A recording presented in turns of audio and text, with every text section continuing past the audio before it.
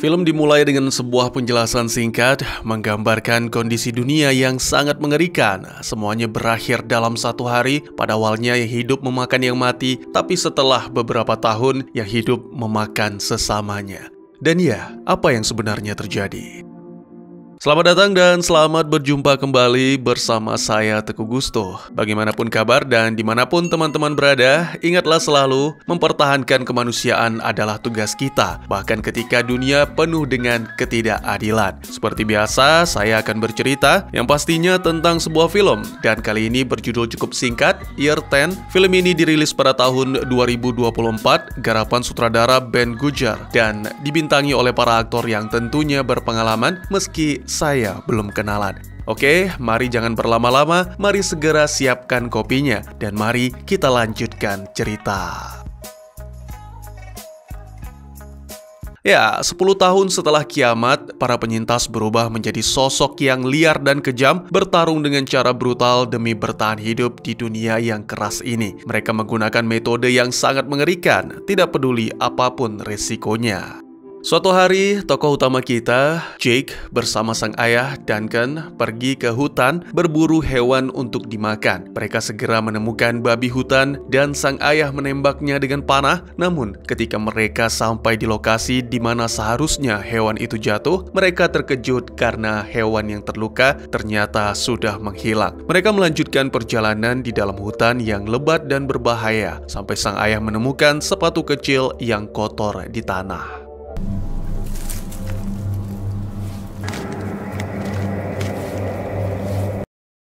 Beberapa saat kemudian mereka menemukan sebuah mobil atau tepatnya bangkai mobil. Mereka memeriksanya dengan hati-hati dan mengambil apapun yang sekiranya bisa berguna untuk bertahan hidup. Jake menemukan sebungkus kue dan dia langsung memakannya secara sembunyi-sembunyi, berusaha agar ayahnya tidak tahu karena sibuk berjaga-jaga. Namun, saat mencoba menyembunyikan kue itu, Jake malah tidak sengaja membunyikan klakson mobil dan itu sangatlah fatal.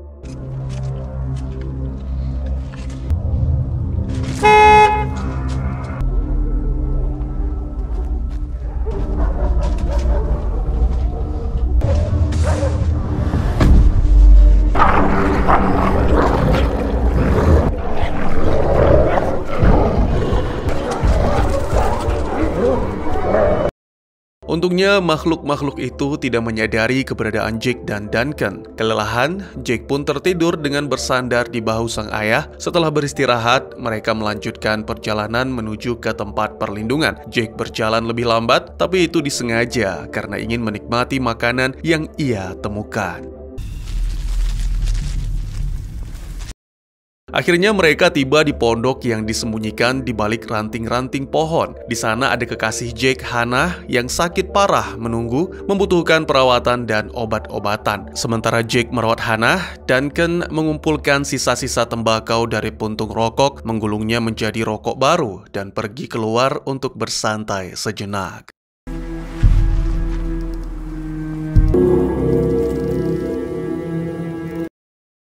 Keesokan harinya, Jake bangun lebih awal dari yang lain dan buru-buru keluar dari pondok untuk buang air di toilet darurat yang mereka buat. Di sana, dia tiba-tiba mendengar suara mencurigakan dari kejauhan dan langsung lari kembali ke pondok dengan rasa takut, lalu mengintip melalui celah kayu untuk melihat apa yang sedang terjadi di luar.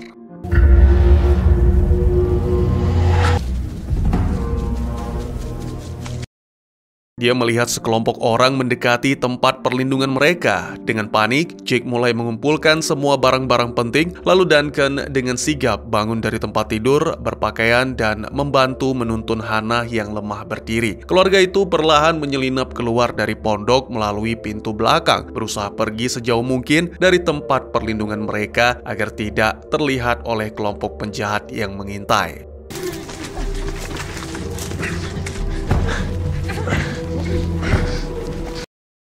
Di tengah pelarian, Jake menjatuhkan ranselnya, tetapi dia terpaksa meninggalkan karena waktu tidak memungkinkan. Akhirnya mereka sampai di toilet darurat dan Duncan menyuruh Jake serta Hannah bersembunyi di lubang pembuangan, sementara Duncan menghadapi kelompok penjahat sendirian.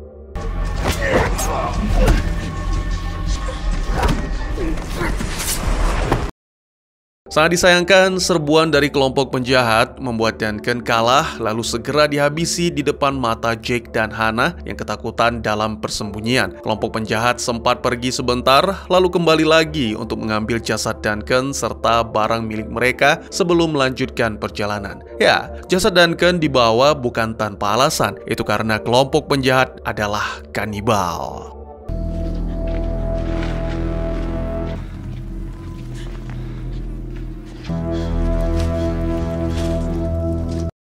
Melalui celah, Jake melihat pemimpin kelompok, Luke, menemukan ransel yang berisi obat-obatan untuk Hannah, lalu mengambilnya. Luke kemudian mendekati toilet darurat dan mencoba membuka penutup lubang. Sekuat tenaga, Jake menahan agar tetap tertutup. Luke masih tetap tidak menyerah, lalu mengintip. Untungnya bau tak sedap membuatnya mundur.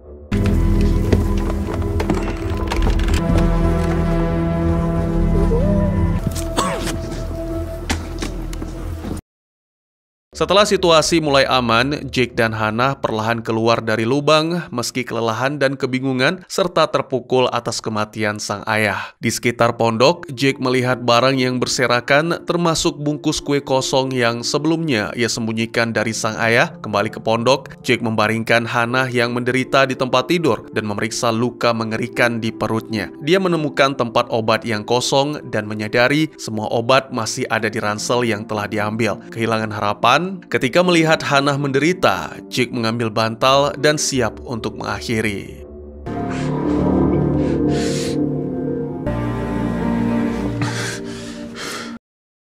Ternyata Jake tidak sanggup kehilangan sang kekasih, sehingga memutuskan untuk mencari para kanibal dan merebut kembali obat-obatan yang diperlukan, tidak peduli apapun risikonya. Dengan membawa foto sang ayah dan tekad yang kuat, Jake meninggalkan pondok hanya memakai kaos dan pakaian dalam. Dia memastikan pintu pondok terkunci rapat, menutupinya dengan ranting-ranting pohon, kemudian segera mengikuti jejak kelompok kanibal.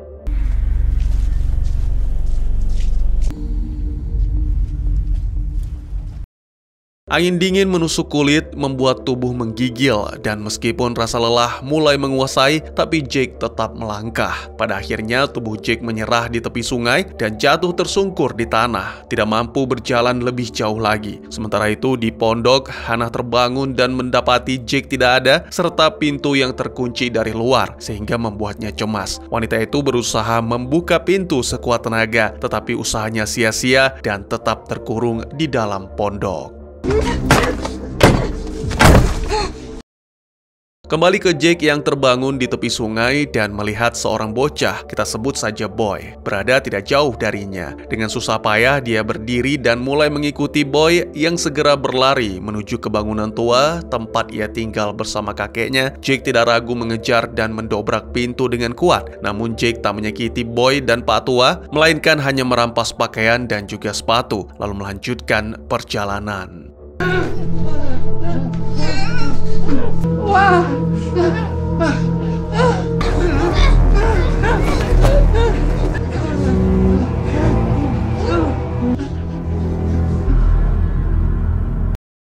Setelah beberapa waktu, Jake menemukan api unggun yang hampir padam di dalam hutan dan di dekatnya ditemukan tulang belulang sang ayah. Menahan air mata, Jake menggali lubang kecil untuk mengubur apa yang tersisa dari Duncan serta memberikan penghormatan terakhir meski sangat sederhana.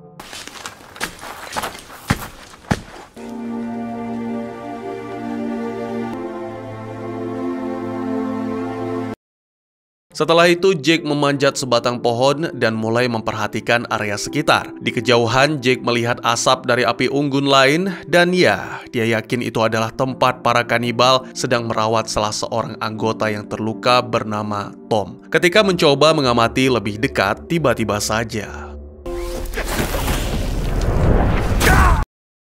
tak lama kemudian, terdengar kembali suara gonggongan dan segera itu membuatnya ketakutan. Jake mencoba merangkak menjauh dari suara itu, tetapi akhirnya memutuskan menyalakan api baru sebagai perlindungan agar hewan-hewan itu menjauh.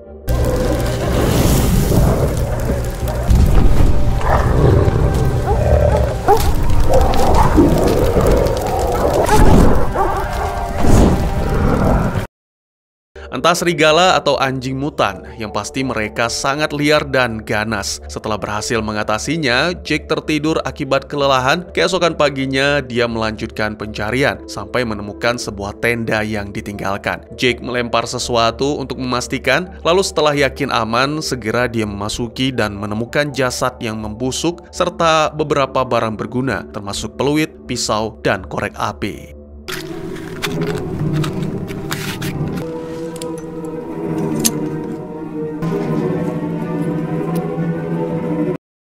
Saat hendak pergi, Jake melihat Boy di dekat situ. Seperti sebelumnya, Boy segera berlari ketakutan. Tak lama kemudian, Jake melihat salah satu dari kelompok kanibal bernama Emma sedang membersihkan sesuatu di sungai. Jake memutuskan untuk mengikuti, dan tanpa sadar, Emma membawa Jake ke camp.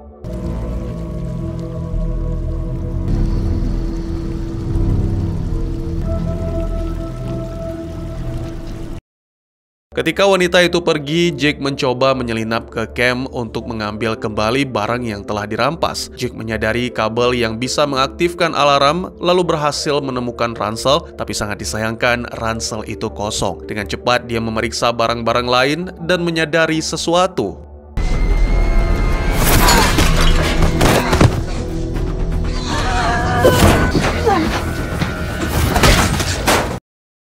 Emma pun dihabisi dan Jake melanjutkan pencarian di camp, namun tetap tidak menemukan obat yang dicari. Sesaat kemudian, seluruh kelompok kanibal kembali dari perburuan. Jake dengan hati-hati menutupi jejak dan menyeret jasad Emma menjauh demi menghindari kecurigaan.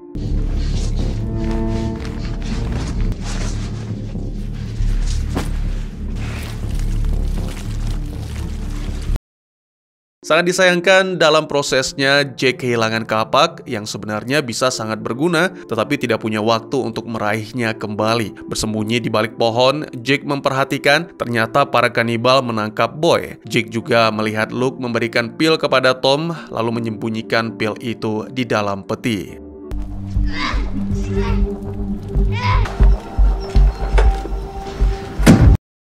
Luke merasa ada sesuatu yang tidak beres di camp dan mulai mencari istrinya Emma. Sementara anggota lainnya mempersiapkan Boy dan salah satu dari mereka, Kyle, buang air di dekat Jake bersembunyi. Jake memang tidak terdeteksi layaknya Rambo di film First Blood. Tetapi saat kembali ke kelompoknya, Kyle menemukan kapak di tanah dan mulai curiga ada sesuatu yang tidak beres. Kyle segera memberitahu rekan-rekannya dan mereka semua pun bergegas memeriksa area tersebut. Sementara itu, Jake menutupi tubuh Emma dengan daun-daun, lalu secara hati-hati bergerak mendekati camp. Tom masih tetap di sana karena terlalu lemah akibat luka. Untungnya dia memutuskan untuk beristirahat, yang mana secara tidak langsung memberikan kesempatan kepada Jake untuk lebih mendekat, membebaskan Boy, lalu mencari obat di dalam peti.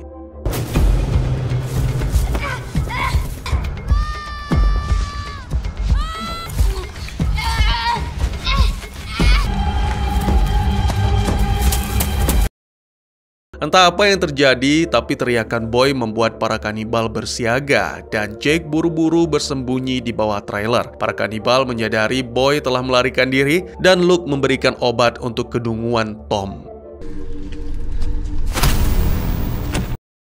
Malam harinya mereka menemukan tubuh Emma dan mengadakan semacam upacara. Saat Luke membungkuk di dekat Emma, Jake melihat kunci yang menggantung di lehernya dan meyakini itu adalah kunci untuk membuka peti.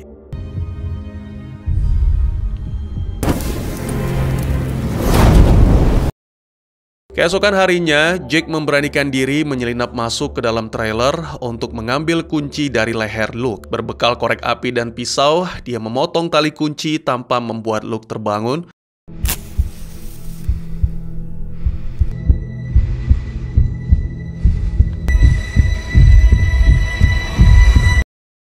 Obat telah didapat, kanibal telah dikurung. Tentunya kini semuanya aman. Sialnya, Jake lupa akan alarm, dia tersandung dan segera para kanibal terbangun lalu mendobrak pintu.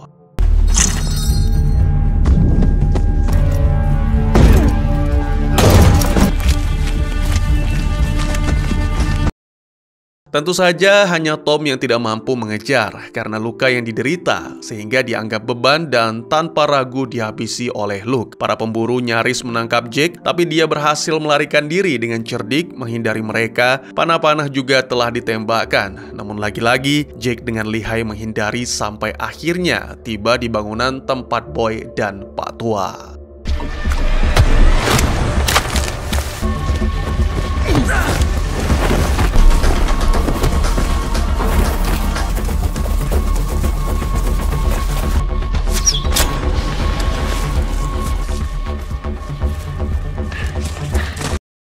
Di dalam, Jake melihat tanda-tanda perlawanan dan dengan ngeri menemukan tubuh Pak Tua dalam kondisi mengenaskan akibat serangan anjing liar. Terkejut, Jake segera keluar dari bangunan dan merasa terguncang dengan apa yang disaksikan. Sayangnya, di saat yang sama, para kanibal segera memanfaatkan kesempatan untuk menyerang.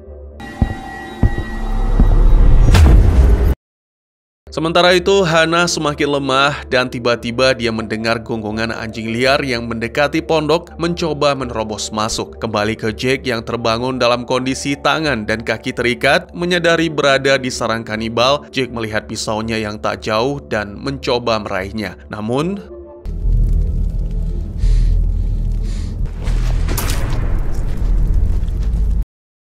tak mau menyerah, ketika para kanibal teralihkan, Jake melihat peluit dan segera meniupnya. Suara peluit yang keras menarik perhatian anjing-anjing liar, memaksa para kanibal melarikan diri. Jake memanfaatkan kesempatan tersebut untuk kembali meraih pisau, memotong tali yang mengikatnya, lalu segera bersembunyi di balik tumpukan kayu sambil menunggu situasi aman.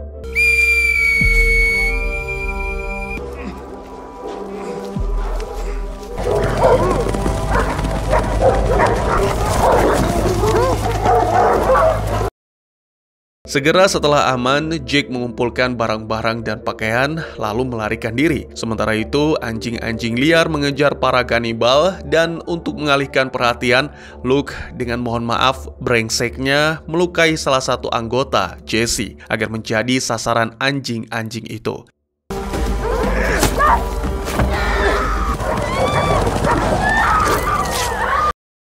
Kini yang tersisa dari kanibal selain Luke adalah Gail dan Alex. Luke memerintahkan mereka berpencar untuk kembali memburu Jake. Gail melihat tangan Jake di balik pohon dan bersiap untuk menyerang. Namun ternyata Jake telah mempersiapkan segalanya dan melakukan serangan tiba-tiba.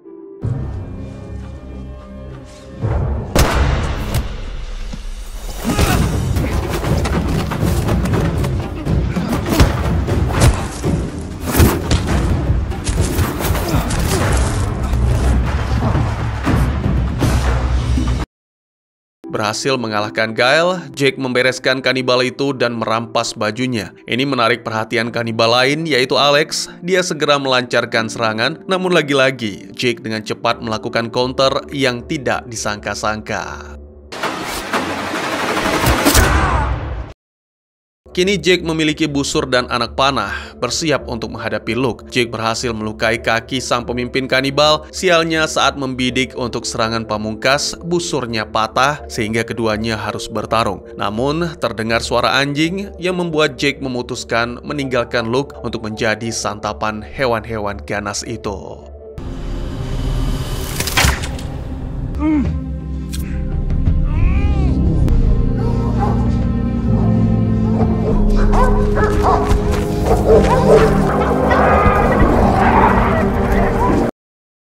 Dalam perjalanan pulang, Jake menemukan sebuah rumah kosong dengan jasad pemiliknya yang membusuk. Jake menemukan persediaan air dan juga senjata di rumah itu, namun belum sempat mensyukuri dia mendengar seseorang masuk yang mana ternyata itu adalah Luke yang berhasil selamat dari serbuan anjing. Segera Jake bersembunyi, lalu ketika mendapat kesempatan, dia meraih senapan yang sangat disayangkan kosong. Dan kali ini, duel benar-benar terjadi.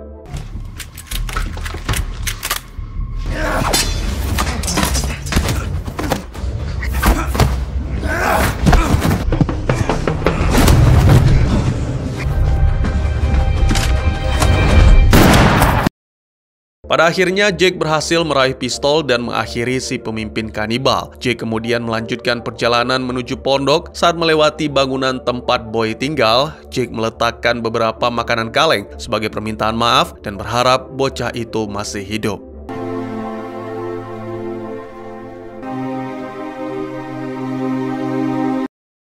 Sesampainya di pondok, sangat mengejutkan. Ternyata pintu telah terbuka lebar, tempat itu telah diacak-acak, dan dia tidak menemukan Hannah. Jake merasa putus asa dan benar-benar terpukul, tapi tak lama kemudian, ada tangan yang menyentuh pundak tokoh utama kita.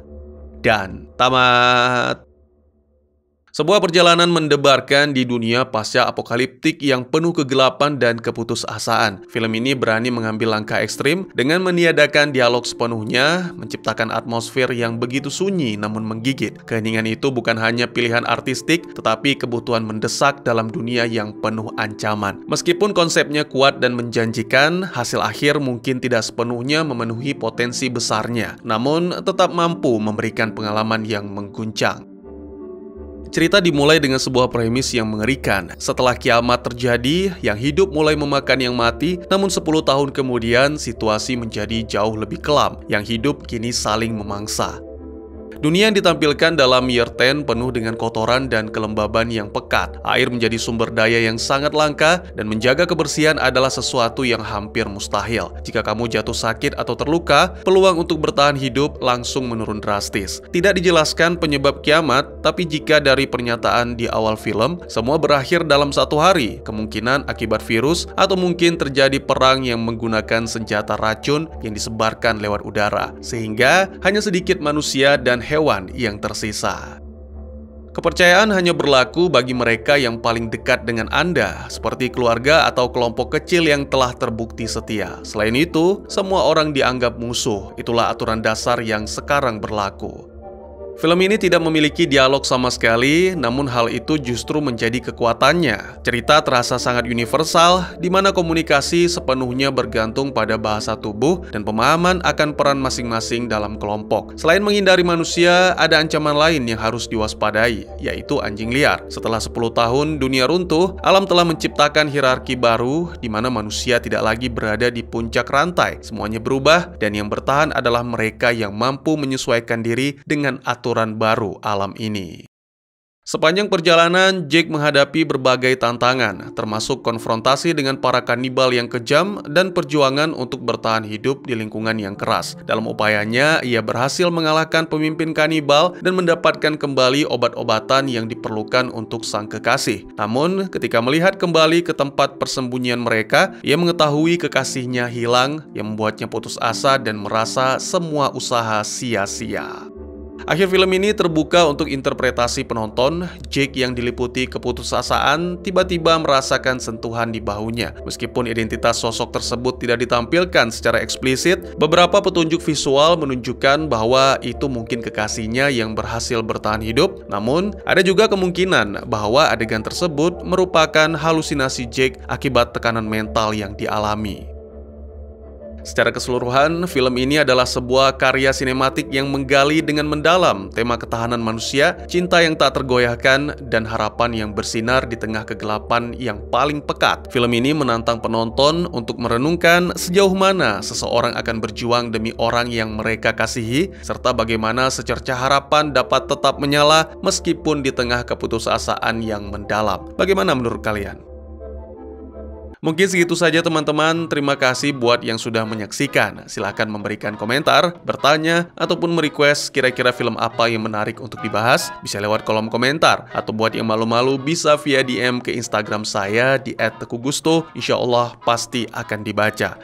Mari kita jadikan kolom komentar sebagai sarana penambah wawasan dan menciptakan jalinan persaudaraan, bukan malah menjadikannya sebagai tempat pembulian sehingga menciptakan permusuhan.